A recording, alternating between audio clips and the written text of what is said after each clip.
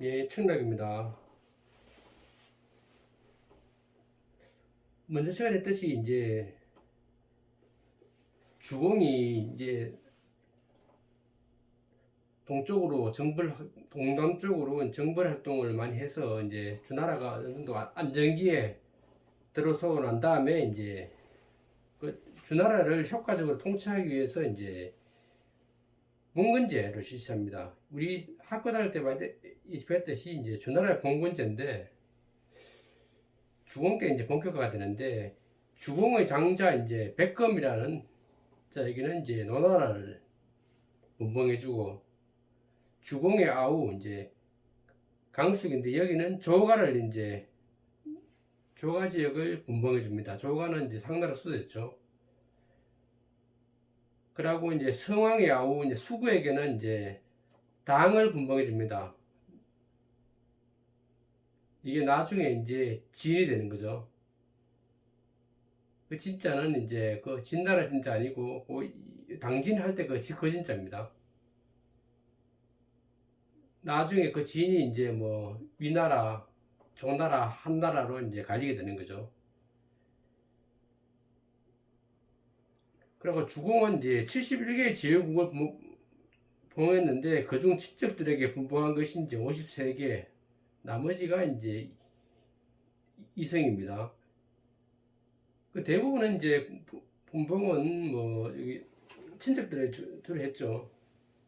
주나라 친척들이 했는 거고 결국은 이렇게 이제 많은 걸 분봉을 했는데 이것이 나중에는 이제 분봉받은 지역이 각자 뭐 독자 노선을 취하고 주나라 황실을 뜻받들지 않았기 때문에 나중에는 이게 이제 주나라 붕괴로 이어지는 거죠. 춘추시대 지나면 전국시대 보면 이제 뭐 주나라 왕실은 아주 허사비를 전락하고 맙니다. 그리고 예전에 이제 뭐 서양의 봉건제하고 예전에 뭐 주나라의 봉건제의 차이가 어떤 것이냐 이렇게 뭐 배운 거 기억날 겁니다 아마.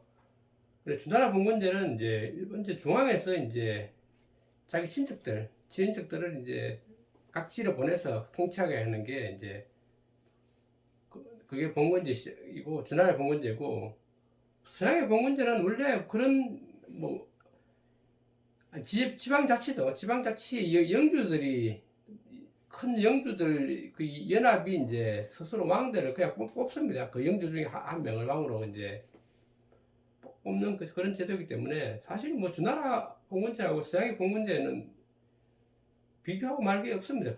별로 뭐 큰 뭐 별 의미가 없는 제도라고 보고 완전히 다른 거죠. 그리고 주나라 봉건제, 서양의 봉건제는 뭐 사실 뭐 1000년 후에나 2000년 후에나 뭐 의미가 있는 거지 의미 없습니다.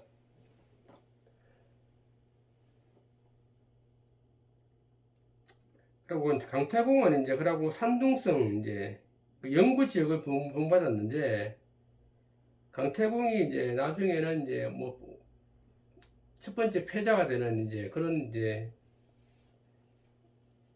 지역인데 제나라를 이제 영구 지역을 이제 분봉받고 난 다음에 이제 나라 이름을 절하하고 이제 산업 활동도 장려하고 근데 시장 경제를 실행합니다. 그래서 이제 뭐 산업 활동도 잘 되고 시장도 활기를 떼면서 이제 아주 강국이 됩니다. 몇 년 지나지 않아서. 그래서 이제 주나라 황실에서 이제 제인건 이제 그 영구 지역이도 영구 지역에 이제 다른 인근 지역을 정벌할 권한을 이제 강태공에 내어줍니다. 그 앞에서도 이제 뭐 하나라 송나라 이런 데서 봤다시피 이제 이게 정벌 권한을 이제 일반 제후들에게 주면 그 이후로 결국은 그것 때문에 가장 멸망하는 그런 계속 멸망했었죠. 이때도 제 나라에게 이제 뭐 정벌 권한을 줬는데 결국은 얘들이 제국 중에서 첫 번째 패자가 되는 이제 그런 힘을 준 겁니다 이게. 그래서 뭐 결국은 망한 건 똑같죠. 주나라도. 그렇기 때문에 이것 때문에 망한 건 아니지만 이제 이게 결정적인 계기가 되는 건 이제 맞습니다. 그리고 상나라 주왕의 맏형인 이제 미자는 이제 상구 일대를 분봉해 줍니다. 앞에서 말했듯이 이제 주왕의 맏형인 미자는 이제 자기 동생에게 왕위를 빼앗기고 결국은 그 숨어 살다가 무왕이 이제 그 조가를 점령하고 난 다음에 이제 무왕을 찾아와서 스스로 이제 죄인이라 청하면서 자기 몸을 밧줄로 묶고 그 버려달라고 했지만은 이제 무왕은 용서해줬죠. 미자를 뭐 용서해주고 다 대해줬습니다. 그러다가 이제 이때 와서 이제 미자를 이제 상구 일대에 이제 다스리게 해줍니다. 그래서 이제 뭐 상나라한테 뭐 조상들을 이제 제사 지내고 도록 이제 해준 거죠. 상구 일대가 이제 그게 이제 송나라입니다. 나중에 춘추시대 하면 뭐 송나라 뭐 작은 나라 송나라가 제 나라 옆에 작은 나라가 있었습니다. 그게 상구일 때 그 상구인데 거기가 이제 송나라가 나중에 그래도 뭐 한 몇백 년을 800년 가까이를 전속하다가 한 200년경에 망했습니다.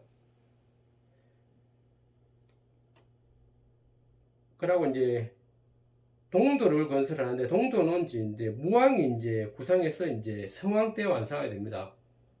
호경은 서쪽에 있고 이제 동쪽에 이제 낙양 지금의 낙양에 이제 동도를 건설해서 이제 거기에 뭐 일정 기간 이제 뭐 왕이 거기 와서 거주하고 나중에는 이제 낙읍으로 이제 수도도 천도하게 되는 거죠.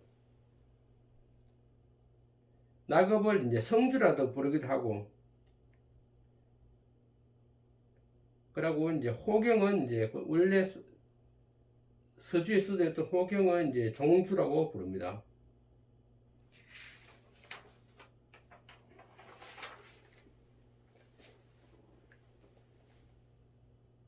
그래서 주공은 이제 그래서 이제 그 낙읍을 동도를 건설하고 난 다음에 상나라 귀족 중에서 이제 아직도 주나라 정권을 적대시하는 사람들을 이제 그 조가에서 강제주시키고 이제 분살시키는 정책을 취합니다. 그래서 이제 낙읍에 상나라 귀족들이 많이 거주시켜서 거기에 살게 합니다.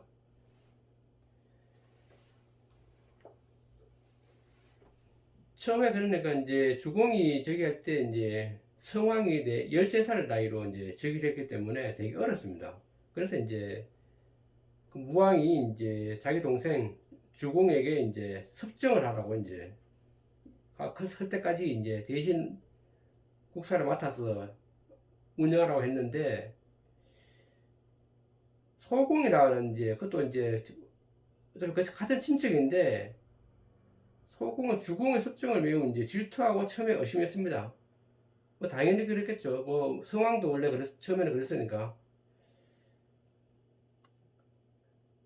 그 당시에 상궁이 이제 주공, 소공, 그리고 태공, 강태공이죠. 세 명이 있었는데 소공은 이제 처음에 주공이 성왕을 대행해서 섭정을 하자 이제 그것을 못마땅하게 생각해서 이제 그래서 이제 주공과 이제 소공이 갈등이 있었는데, 주공은 이제 소공에게 이제 뭐 편지도 많이 쓰고 뭐 대화도 많이 하면서 뭐 역사적 사실들을 들어가면서 대신들이 이제 잘 보필해야지 이제 나라가 잘 되니까 잘 보필하자고 계속 이제 설득을 합니다, 소공을.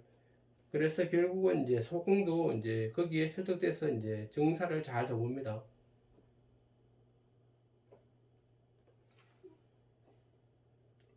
그래서 이제 세웠는데 그 이제 결국은 제일 대표적인 나라 이제 제나라하고 뭐 노나라, 뭐 송나라, 뭐 진나라 많이 이제 분봉을 해줬는데 그 중에 이제 아주 대표적인 데는 제나라의 폐도하고 이제 노나라의 왕도를 이제 한번 비교해 보는 건데, 이게 시사점이 있어서 한번 저도 이제 한자를 한 써봤습니다.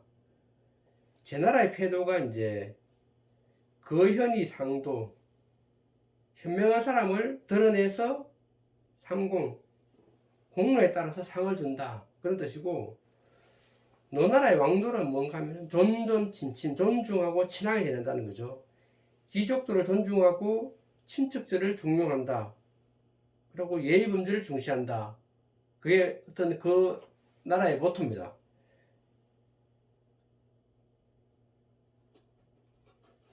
결국은 이제 3년 후에 3년도 지나고 난 다음에 이제 그 제 나라가 막 되게 일찍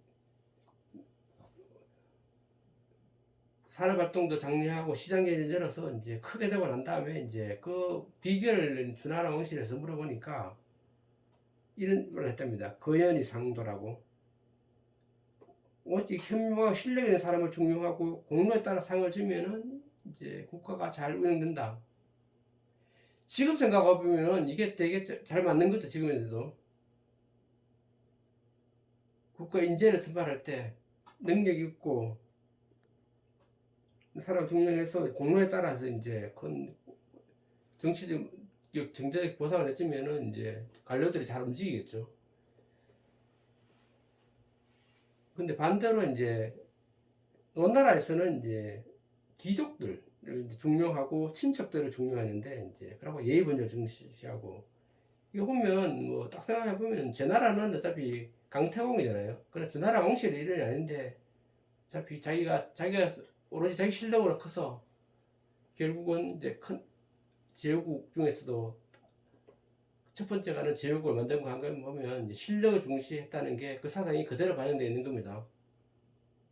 반대로 이제 노나라는 이제 주공의 장자 백금인데, 백금은 어차피 주나라 왕실이니까 어떤 이제 그 황실 인사들을 존중해주고 귀족들이죠.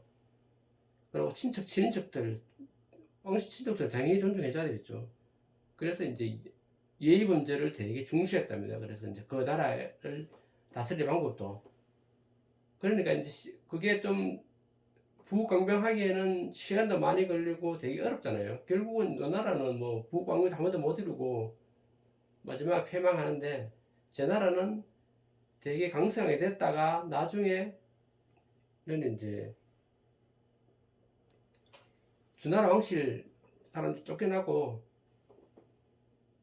강태국의 후손이 쫓겨나고, 나중에 전씨가 이제 왕을 죽여버리고 이제 왕위를 찬탈합니다. 사실은 나중에 강씨가 전씨가, 그래서 창탈하고 난 다음에 전씨가 마지막 가서 망한 건 전씨가 망한 거죠. 통일할 때, 진시황 통일할 때. 지금에서 몰라 어느 것을 뭐 그 당시 사람들 생각이 뭐 어느 쪽에 서 있었느냐, 이거는 이제 뭐 딱 결론 내기가 어렵습니다. 어쨌든 간에 결과적으로는 뭐 제 나라 노나라 다 망했지만은 이제 노나라가 좀 더 약소국으로 있다가 망하게 되는 겁니다. 지금 생각하면 당연히 이제 제 나라의 어떤 정책을 취해야 되겠죠. 지금은 뭐 봉건제도 아니고 왕실이 귀족들이 계속 귀족 사회가 아니니까, 민주주의 사회니까. 그러면은 이제 그까지 하고 이제 여기 넘어가고, 그리고 성왕과 주공의 관계에 대해서 이제 설명해 볼 건데, 7년 동안 이제 섭정을 했는데 7년이니까 13살에 있으니까 딱 7년 한 거죠. 15살까지. 주공은 성왕이 이제 만 19이 되자 이제 왕권을 성왕에게 돌려주었습니다. 돌려주고, 주공은 이것으로 이제 시대의 모범이 됩니다. 우리 조선시대 선비들한테도 주공은 뭐 그동안에 살아오면서 많은 업적들도 있었지만은 마지막에 성왕이 왕인을 불러주면서 신하의 도리를 자기는 다 했는 거죠. 어쩌다 보면 할 수 있는 거는. 그래서 이제 아주 이제 모범적인 신하의 상의 표본이 됐는데, 그러면 이제 우리 역사에서도 딱 그런 예가 있죠. 똑같은 예가 단종과 수양대군의 관계인데, 상황은 물론 뭐그 주나라 때는 뭐 기원전 한 뭐 2800년 전 얘기고, 이거는 조선시대 왕조니까 뭐 불과 뭐 500년 정도 뭐 밖에 안 됐지만은 좀 다르지만 완전히 반대의 길을 간 거죠. 조선에 그러니까 그 당시에 이제 사대부들이 이제 어떤 입장을 취했는지 그 사대부들도 이제 당연히 이제 유학을 한 사람들이니까 이 사례를 다 당연히 잘 알고 있었겠죠.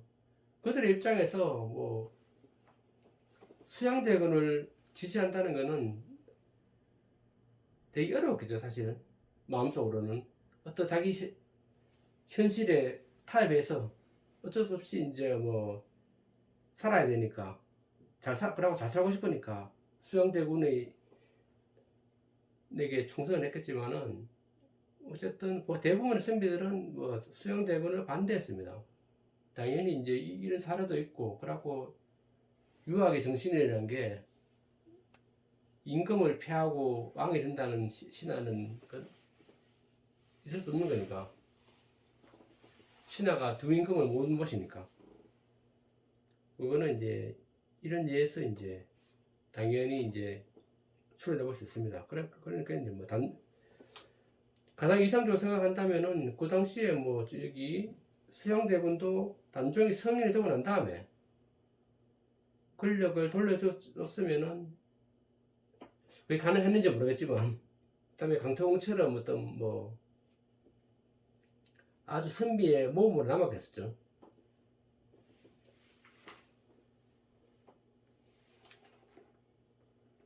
그러고 이제 넘어가서 이제 1310년 기원전이죠. 1300년에서 이제 임종을 맞은 주공은 이제 성주 그러니까 아까 낙업이죠. 동도 낙업에 이제 묻어 달라고 이제 원했지만은 이제 성왕은 이제 그걸 이제 문왕의 능묘가 있는 소토에 묻었습니다. 종주라고 하고 호경이죠. 문왕은 그러니까 이거 자기한테 할아버지고 주공에게는 아버지죠. 그게 서토에 대한 묻었습니다. 그럼 오늘은 이제 여기까지 하겠습니다.